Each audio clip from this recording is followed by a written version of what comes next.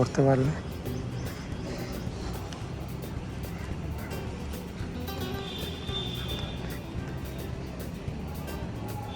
শিব মন্দির সম্পর্কে এখানে টোটাল দেওয়া আছে, এই পরে দেখতে পারো, তোমাদের দেখালাম। আর এখানে মন্দিরের যে সুবিধাগুলো পাবে সেগুলো লেখা আছে এখানে, একদম এন্ট্রান্স থেকে ঢুকেই ডান হাতে এগুলো লেখা, 3টে ভাষাতেই লেখা আছে, এখানে হিন্দিতেও লেখা আছে। এই যে মন্দিরটা যেখানে পুজোটা হয়, দেখো ভোলেনাথের এখানে মূর্তিটা রয়েছে, শিবলিঙ্গটা। ঢুকতে পারলাম না কারণ বন্ধ হয়ে গেছে, আমাদের আস্তে আস্তে অনেকটা সময় লেগে গেছে, তো বন্ধ হয়ে গেছে গেটটা, ওই জন্য গেটের বাইরে থেকেই তোমাদেরকে দেখাচ্ছি। কষ্টটা কিছুটা হলেও সফল হয়েছে, কারণ সবকটা বন্ধ হয়নি। নাথের মন্দির খোলা আছে। হে বাবা ভোলেনাথ, জয় ভোলেনাথের জয়। ঠাকুর সবার মঙ্গল করো, ভালো রেখো সবাইকে। প্রণাম নিয়ে অসংখ্য কোটি প্রণাম তোমাদের চরণে। এই যে এখানেও একটা কৃষ্ণের মূর্তি রয়েছে।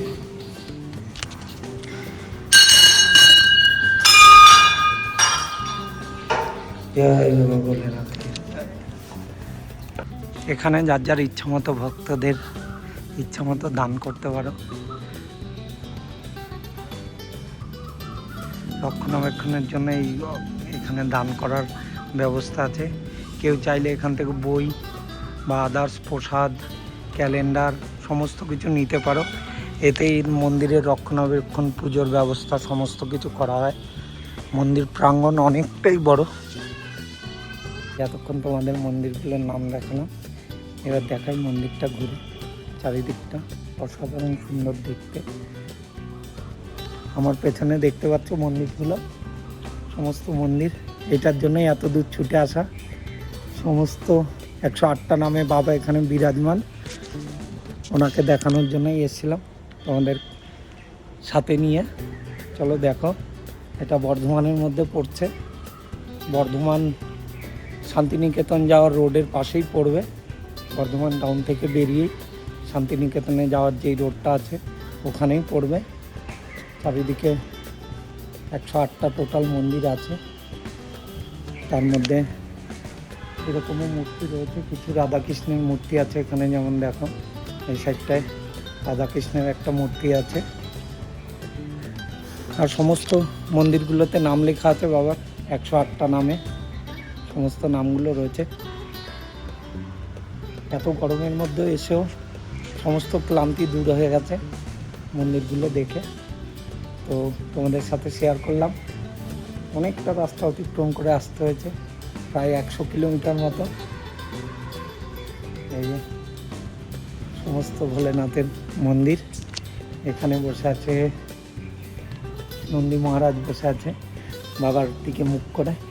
এই যে আমার পেছনে দেখতে পাচ্ছেন নন্দী মহারাজ বসে আছে বাবার দিকে মুখ করে। সমস্ত আশা যাতে পূরণ হয় বাবাকে বলে জয় নন্দী মহারাজের জয়। দেখো মন্দির পরিসরটা অসাধারণ সুন্দর দেখতে। মন্দিরগুলোকে একভাবে করা রয়েছে, অল্প মন্দিরগুলো যেমনটা দেখাতে পাচ্ছি তোমাদের। তো নামগুলোও দেখালাম তোমাদের, সমস্ত মন্দিরগুলোর নাম। এখানে এত গরম তবুও হাঁটতে কোনো অসুবিধা হচ্ছে না। যে এখানে রাম সীতা আর বজরংবলী রয়েছে।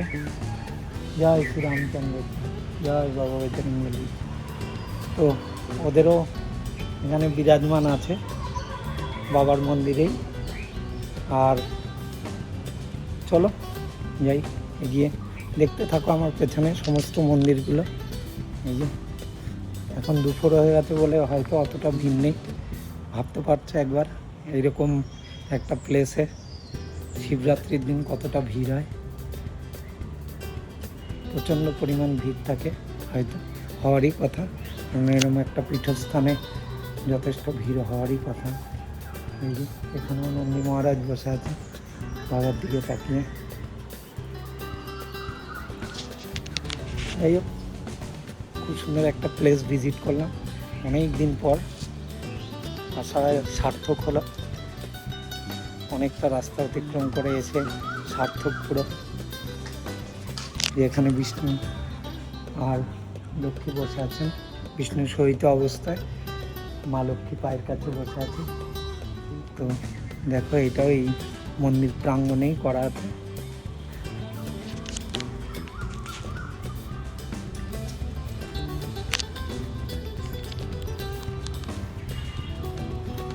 চলো আগে দেখাই, শেষ হবে না মন্দির যতগুলো আছে এখানে। 108টা মন্দির থাকা মানে অনেকটাই জায়গা, বুঝতেই পারছো। এদিকে একটা ঝিলের ব্যবস্থা করা আছে, আর গাছের ছায়াও আছে প্রচুর, গাছপালা লাগানো, খুব সুন্দর সাজানো।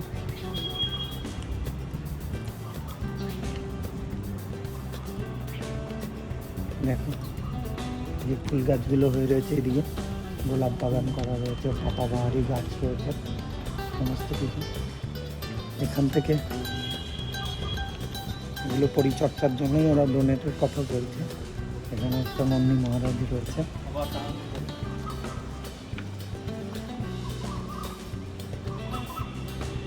চলো, এখানে পার্বতী মন্দির আছে, এই যে মন্দিরে মা বিরাজমান।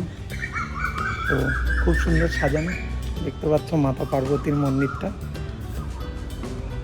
দেখাই তোমাদের সামনে করো, এই যে মাতা পার্বতীর মন্দির। এই পরিসরেই আবার ওই সাইডে রয়েছে অন্নপূর্ণা মন্দির। এই যে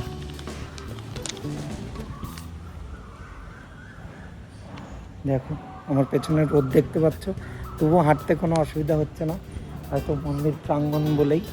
এই যে এখানে মা অন্নপূর্ণা বিরাজমান আছে, আর অমৃত মন্থনের সেই দেয়ালে করা রয়েছে বাবা ভোলেনাথ, অন্নপূর্ণা দেবী, সবাই বিরাজমান একই জায়গায়।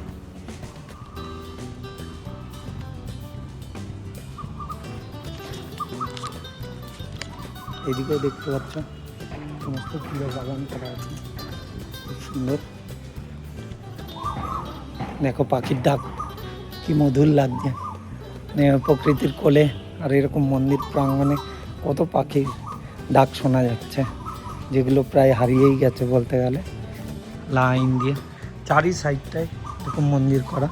এই যে এখানে একটা ঝিলের ব্যবস্থা করা আছে, ঝিলের ওপারের মন্দিরগুলোও দেখো, সব মাছ আছে অনেক এখানে। যাই হোক, ঝিলটার ওপারটাই দেখো সব মন্দির করা টোটাল। এই যে এখানে সব দর্শনার্থীরা এসছে তোমাদেরকে দেখানোর জন্য। যাই হোক চলো, অনেকটা টাইম আবার যেতে হবে, দেখিয়ে দিই তোমাদের বাকি মন্দিরের পরিসরটা। বসে আছে গণেশ বাবাজি, দেখো এই পুজো দিতে আসছে, বহু লোক থাকে। দুপুরের রোদ বলে তেমন বেশি লোকজন নেই।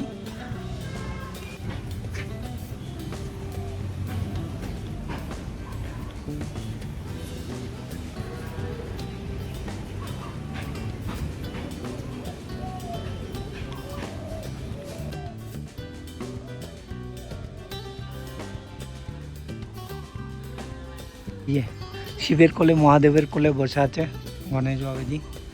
এই দেখো খুব সুন্দর মূর্তিটা। যেমন বললাম এতক্ষণ ধরে যে অনেক মাছ আছে এই জায়গাটায়। দেখো একদম মন্দির পরিসরে মিডিলে করা, চারিদিক থেকে মন্দির দেওয়া। এই যে মাছ রয়েছে দেখো, প্রচুর পরিমাণ মাছ আছে এখানে। মাছগুলো সব একদম ঘাটের কাছে এসে রয়েছে, প্রচুর মাছ।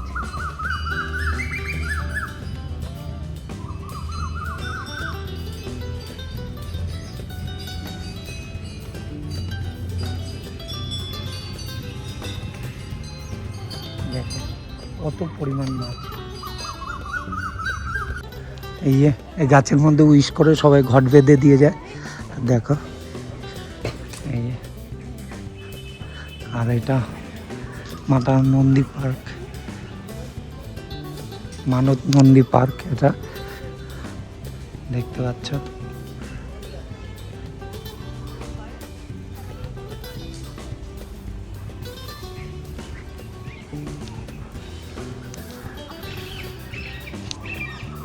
দেখো নন্দী মহারাজ তাকিয়ে আছে ও ভোলেনাথের দিকে। এই যে বাবা নন্দী মহারাজ এখানে রয়েছে আর ভোলেনাথের দিকে তাকিয়ে। এই অনেকটাই বড় মূর্তি দেখতে পাচ্ছ, একই ফ্রেমে দুইজন তিনজন তাকিয়ে আছে ভোলেনাথের দিকে। এখানে পদ্ম ফুলের গাছও রয়েছে।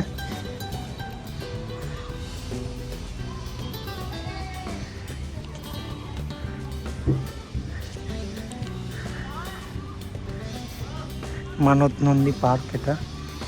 এখানে দেখো শিবের আর নন্দীর সমস্ত কিছু রয়েছে ওয়ালে করা। এই যে দেখো এখানে 108টা ঘন্টা আছে। আর এই সাইডে শিব পার্বতীর বিয়ের সমারোহটা দেওয়া আছে পুরোটাই।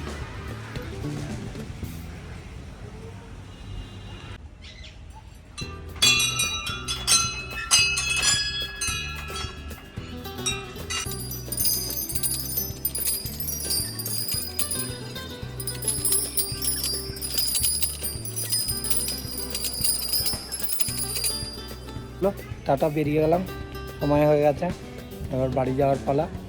তোমাদের সাথে শেয়ার করলাম এটুক। আবার নেক্সট ভিডিওতে তোমাদের সাথে দেখা হবে। টাটা। এই দাদা পার্কিংয়ে থাকে, গাড়ি রাখতে হলে এই দাদার সাথে যোগাযোগ করে নেবা। কি 10 টাকা করে মোটর সাইকেল, আর বাকি এসে বোর্ডে লেখা আছে, দেখে নেবা বাকিটা।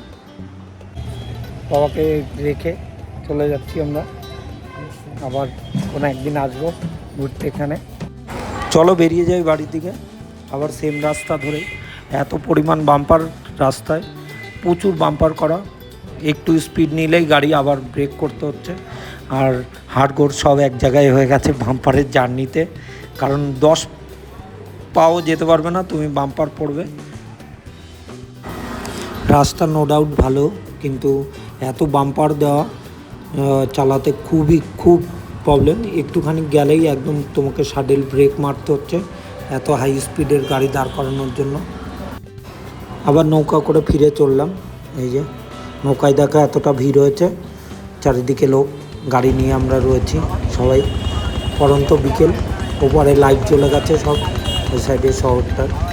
আর এই সাইডে তেমন কিছু নেই ঘাটের কাছে, তবুও একটা দুটো লাইট জ্বলছে এই মন্দিরগুলোতে। চলো নেমে আবার বাড়ি যেতে হবে।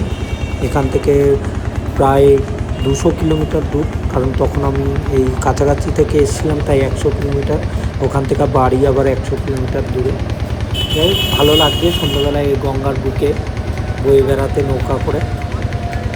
নৌকাটা ঘাটের কাছে ভিড়লেই সবাই ব্যস্ত হয়ে পড়বে। এই যে আমাদের সাইড দিয়ে আরেকটা যাতায়াত করছে, ওটা ওপারে যাচ্ছে, আমরা এপারে যাচ্ছি।